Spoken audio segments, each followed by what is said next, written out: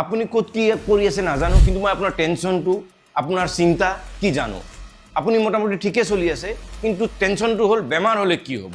চৰকাৰী হস্পিটেলৰ অৱস্থা নাই, প্ৰাইভেট হস্পিটেলৰ বিল শুনিলে হাৰ্ট এটেক আহিব খোজে। ল'ৰাটোক ভাল স্কুলত পঢ়াবলৈ গৈ আপোনাৰ অৱস্থা বেয়া, ফিজ, ইউনিফৰ্ম, কিমান যে খৰচ। আজিৰ তাৰিখত মাহিলী 1 লাখ টকা দৰমহা পোৱা এজন ব্যক্তিৰ বাবেও দুটা সন্তানৰ নিজৰ পৰিয়ালক উন্নত শিক্ষা আৰু স্বাস্থ্যৰ সৈতে জীৱন যুদ্ধত আগবঢ়াই নিয়াটো এটা ডাঙৰ প্ৰত্যাহ্বান।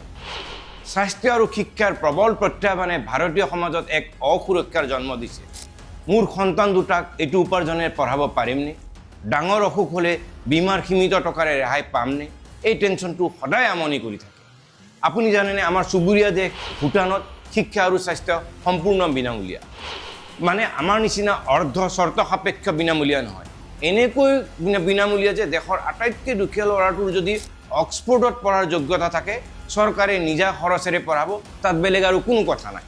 কাৰোবাৰ যদি বেমাৰ হয়, ভূটানৰ ভিতৰত যদি চিকিৎসা হয়, ঠিক আছে, চিকিৎসা কৰাব। যদি বাহিৰলৈ নিবলগীয়া হয়, ছিংগাপুৰলৈ নিবলগীয়া হয়, চৰকাৰে নিব, চৰকাৰে খৰচ কৰিব। 1 টকাও ভূটানৰ নাগৰিকে খৰচ কৰিব নালাগে। ভূটানত শিক্ষা আৰু স্বাস্থ্য ধনী দুখীয়া কোনো নাগৰিকেই এটকাও ক'তো খৰচ কৰিব নালাগে। অথচ বেমাৰৰ নামত, সন্তানৰ পঢ়োৱাৰ নামত আমাৰ ইয়াৰ মানুহ দেৱলীয়া হৈ যায়, শেষ হৈ যায়। কিমান যে উদাহৰণ আপোনাৰ আশে পাশেও আছে তেনেকুৱা। যদি বিনামূলীয়াই হ'ব লাগে, আমাৰো শিক্ষা আৰু স্বাস্থ্য 100% বিনামূলীয়া নহয় কিয়? অলপ আধা চৰ্ত সাপেক্ষ বিনামূলীয়া নহয়, একদম বিনামূলীয়া। এনেকুৱাকৈ বিনামূলীয়া যে সাধাৰণ মানুহক পণবন্দী কৰি থকা শিক্ষা আৰু স্বাস্থ্যৰ বেপাৰেই যাতে নোহোৱা হৈ যায়।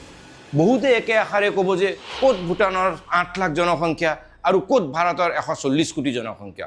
কিন্তু যদি ভালদৰে বিশ্লেষণ কৰে, অসম্ভৱো নহয়। When there is a will, there is a way.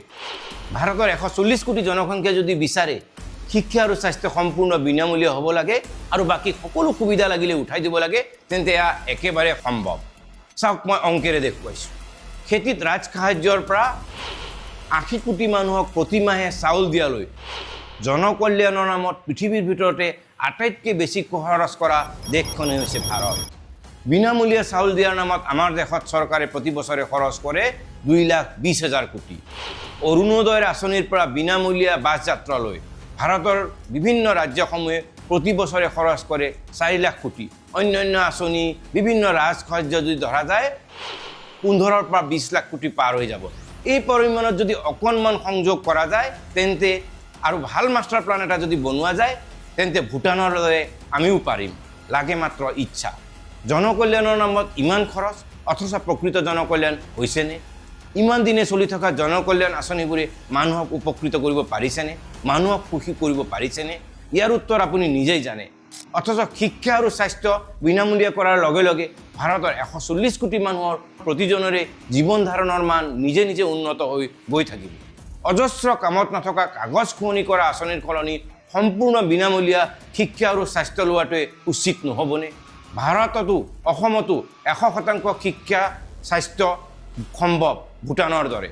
আপোনাৰ মূৰত ভৰাই দিয়া নহ'ব বুলি আকৌ কৈছোঁ। when there is a will, there is a way. 102খন আসন লৈ নতুন চৰকাৰ আহিছে। এই নতুন চৰকাৰে বিবেচনা কৰিব পাৰে এই কথাটো। অসমতো 3,50,00,000 লোকে যদি ইচ্ছা কৰে, তেন্তে ইচ্ছা বাস্তৱ হ'বলৈ কিমান পৰ? সম্পূৰ্ণ 100% বিনামূলীয়া শিক্ষা আৰু স্বাস্থ্য। আহক, এই সম্পৰ্কে আমি সজাগতা বিয়পাওঁ, মানুহক সজাগ কৰোঁ। আমি যদি সজাগতা বিয়পাওঁ, তেন্তে চৰকাৰো বাধ্য হ'ব এনেধৰণৰ ইতিবাচক পদক্ষেপ ল'বলৈ। ধন্যবাদ।